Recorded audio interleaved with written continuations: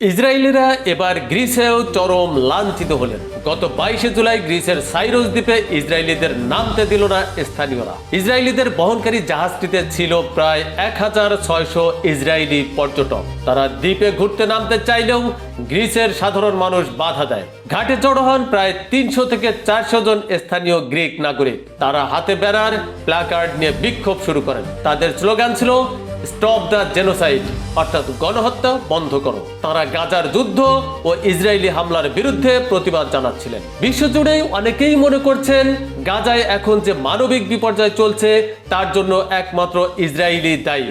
এ কারণে ইউরোপের বিভিন্ন দেশে ইসরায়েলি নাগরিকদের ভ্রমণে প্রতিবাদ দেখা যাচ্ছে। গ্রিসের মানুষ সরাসরি যুদ্ধ বন্ধের দাবি জানিয়ে এই জাহাজটিকে ঘাটে ভিড়তে দেয়নি। ওই সময় পরিস্থিতি উত্তপ্ত হয়ে ওঠায় নিরাপত্তার কারণে জাহাজ থেকে কোনো পর্যটককে নামতেও দেওয়া হয়নি। পরে শিপটি গ্রিস ছেড়ে সরাসরি সাইপ্রাসে চলে যেতে বাধ্য হয়। গ্রিসের সরকার এই ঘটনাকে দুঃখজনক বলে মন্তব্য করেছে, তবে এটাও বলেছে জনগণ শান্তিপূর্ণভাবে প্রতিবাদ করার অধিকার রাখে। ইসরায়েল বলছে এটি রাজনৈতিক বৈষম্যের নিদর্শন।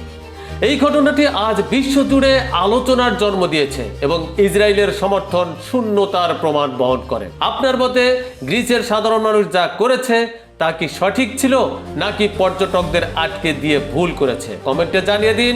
আর এমন আন্তর্জাতিক ঘটনাগুলো সহজ বাংলায় জানতে এখনই চ্যানেলটি সাবস্ক্রাইব করুন। মতিন তালুকদার, চলমান বিশ্ব।